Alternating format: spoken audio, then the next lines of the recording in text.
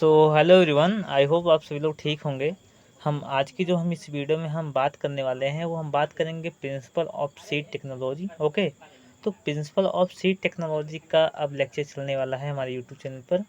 तो आप सभी लोग जुड़ जाइए।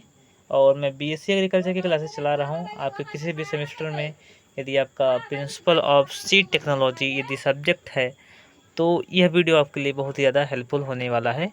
ओके, तो हम वीडियो को बिना देरी के स्टार्ट करते हैं। इस वीडियो में आपको मैं बता दूं कि इस वीडियो के माध्यम से उन सभी विद्यार्थियों के लिए हेल्पफुल होने वाला है जो जिनका एग्ज़ाम ऑब्जेक्टिव और साथ ही साथ थ्योरी ये होने वाला है। तो उन सभी के लिए ये बहुत ही इंपॉर्टेंट होने वाला है। ठीक है वीडियो, तो चलिए स्टार्ट करते हैं। देखिए, प्रिंसिपल ऑफ सीड टेक्नोलॉजी में सबसे पहले हम कुछ फुल फॉर्म देखेंगे, कुछ इंस्टीट्यूट के बारे में देखेंगे जो आपके ऑब्जेक्टिव एग्जाम में पूछे जा सकते हैं। ओके, तो देखते हैं। सबसे पहले हमारा आता है ISTA। तो ये ISTA जो हमारा है उसका जो फुल फॉर्म होता है वो इंटरनेशनल सीड टेस्टिंग एसोसिएशन होता है। क्या होता है? ISTA का जो फुल फॉर्म होता है इंटरनेशनल सीड टेस्टिंग एसोसिएशन होता है। इसके बाद जो हमारा नेक्स्ट है जो बहुत ही इंपॉर्टेंट से एग्जाम में पूछा जा सकता है ऑब्जेक्टिव वालों में, नेशनल सीड कॉरपोरेशन के बारे में। देखिए, मैं इसकी भी आज की जो इस वीडियो है मैं आपको थ्योरी और साथ ही साथ आपका जो ऑब्जेक्टिव है ये दोनों को कवर कराऊंगा। तो वीडियो पर बने रहिएगा, थ्योरी वाले बच्चे भी बने रहिएगा। ओके, तो national seed corporation of India, इसकी स्थापना 1963 में हुआ था। ओके, आगे बढ़ते हैं। अगला हमारा है CSTL। तो CSTL का फुल फॉर्म हमारा सेंट्रल सीड टेस्टिंग लेबोरेटरी है हमारा है, और ये हमारा कहाँ पर लोकेटेड है? वाराणसी में हमारा स्थित है। अगला है RSSC। तो ये हमारा इसका जो फुल फॉर्म होता है Rajasthan state seed corporation. Okay, इसकी स्थापना 1978 में हुई थी। और आगे बढ़ते हैं।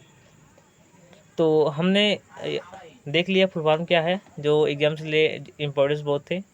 अब हम आगे देखते हैं। तो उन्नत बीज के गुण, तो उन्नत बीज के कौन कौन से गुण होते हैं इसके बारे में देखते हैं। तो बीज स्थानीय किस्मों के मुकाबले 10 से 15% अधिक उपज देता है तथा विभिन्न प्रकार की मिट्टी व जलवायु के अनुकूल होता है। तो वह हमारा बीज कौन सा कहलाता है? उन्नत बीज कहलाता है। उन्नत बीज का मतलब क्या होता है? ऐसा बीज जो सामान्य बीज के मुकाबले 10 से 15% उपज अधिक देता हो उसको हम उन्नत बीज की श्रेणी में रखते हैं। उन्नत सीड में एक क्वालिटी और भी होनी चाहिए कि वो सभी प्रकार की मृदा में भली भली बात ही वह उग जाए और साथ ही साथ सभी जलवायु में वो अनुकूल हो। तो उसी को हम बोलते हैं उन्नत सीड। ओके, तो उन्नतशील बीज के कुछ महत्वपूर्ण चरण हैं, जैसे आनुवंशिक शुद्धता। तो आनुवंशिक शुद्धता में देखा जाए तो 99% हमारा होना चाहिए उन्नत बीज में। ओके, जेनेटिक प्योरिटी की। अगला देखते हैं। तो भौतिक शुद्धता में देखा जाए तो भौतिक शुद्धता 98% होनी चाहिए। कितनी होनी चाहिए? 98% हमारी भौतिक शुद्धता होनी चाहिए। साथ ही अन्य फसलों के बीज व खरपतवार, कंकड़ पत्थर आदि नहीं होने चाहिए। देखिए, जो हमारे उन्नत बीज होने चाहिए, बीज जो होते हैं उनमें 98% मिनिमम भौतिक शुद्धता होनी चाहिए। और इनमें कंकड़ पत्थर या फिर बीट के जो खरपतवार होते हैं, बीट के जो सीड होते हैं वो सब नहीं पानी चाहिए। इसके बाद अगला हमारा है उच्च अंकुरण व क्षमता। 60 से 90% के बीच होनी चाहिए लगभग। इनमें जो जर्मिनेशन जो रेट होता है, जर्मिनेशन जो रेट होता है वो 60 टू 90% होना चाहिए।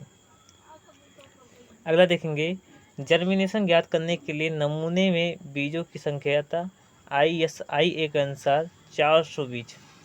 कहने का मतलब क्या है कि यदि हम जर्मिनेशन ज्ञात करना चाह रहे हैं तो हम 400 सीड का उपयोग करेंगे और 400 सीड को क्या करेंगे? हम बुआई कर देंगे एक फील्ड में।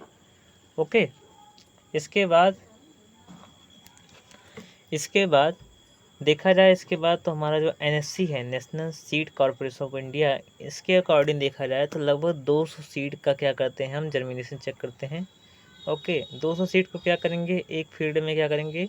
हम ब्रॉडकास्टिंग कर देंगे, और ब्रॉडकास्टिंग के बाद जितना हमारा सीड जर्मिनेट कर देगा उसको हम गिनती कर देंगे।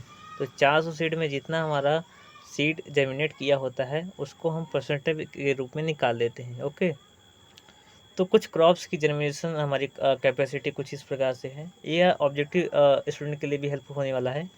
इसमें क्रॉप्स का नाम दिया गया और जर्मिनेशन परसेंट पूछा है, बताया गया है। तो देखा जाए तो क्रॉप्स हमारे जैसे गेहूँ हो गया, जौ हो गया, जई हो गया, हमारा चना हो गया, सरसों हो गया। तो ये जो क्रॉप्स हैं इनका जो जर्मिनेशन परसेंट होता है 85% होता है। और इसके बाद यदि मैं देखा जाए, एक मिनट जस्ट वेट, हाँ, यदि चावल, अलसी, कुसुम और तिल की देखा जाए तो इसमें जो जर्मिनेशन परसेंटेज होता है वो 80% होता है। मक्का में देखा जाए तो 90% होता है। और साथ ही साथ सबसे अधिक जो जर्मिनेशन होता है वो संकर मक्का का होता है। संकर मक्का का जर्मिनेशन जो होता है 95% होता है। और सबसे कम किसका होता है? पालक का होता है। कितना होता है? पालक का होता है 40 to 45% होता है। ओके, 40 to 45% हमारा पालक का होता है। इस प्रकार दिया गया है उड़द, मसूर, मोठ, चवला, बाजरा, अरहर, मूंगफली का 75%, मेथी, टमाटर, सोयाबीन का 70%, कपास और भिंडी का जो होता है 65%, और गाजर, पालक, मिर्च में दिया गया 60%। तो 60% आप नहीं देखिए, आप समझ लीजिए 50% तक होता है जर्मिनेशन।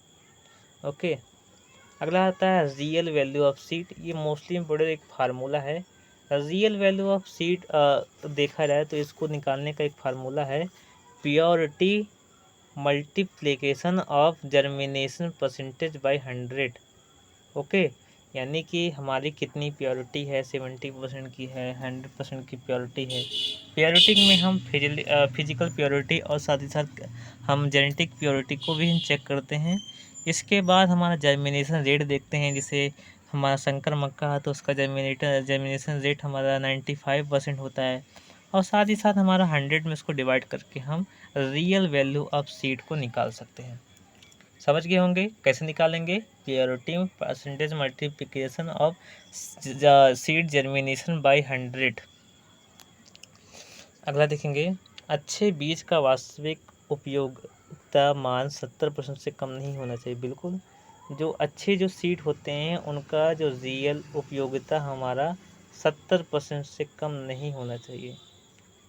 अगला देखते हैं, बीजों में नमी की मात्रा जैसे देखा जाए तो गेहूं, जौ, बाजरा, ज्वार, धान में लगभग जब भंडारण करने समय हमारा 12% नमी होना चाहिए, और दलहन में 10% होना चाहिए। ओके, उसके बाद सरसों और तिलहन में लगभग 6 से 8% होना चाहिए। यानी ऑयल सीड में 6 से 8, उसके बाद 8 से 10 हमारा होना चाहिए पल्सेस क्रॉप्स में, एंड सीरियस क्रॉप में 12% होना चाहिए। अगला आता है वाइबिलिटी टेस्ट। तो जीवन क्षमता को ज्ञात करने के लिए एक टेस्ट किया जाता है। देखते हैं कैसा टेस्ट है। तो वाइबिलिटी टेस्ट में क्या होता है कि सीड की जो वाइबिलिटी टेस्ट के अंतर्गत उत्तम बीज में उपस्थित भ्रूण विभिन्न प्रकार से क्षतिग्रस्त हो जाने पर जीवन क्षमता को खो देते हैं।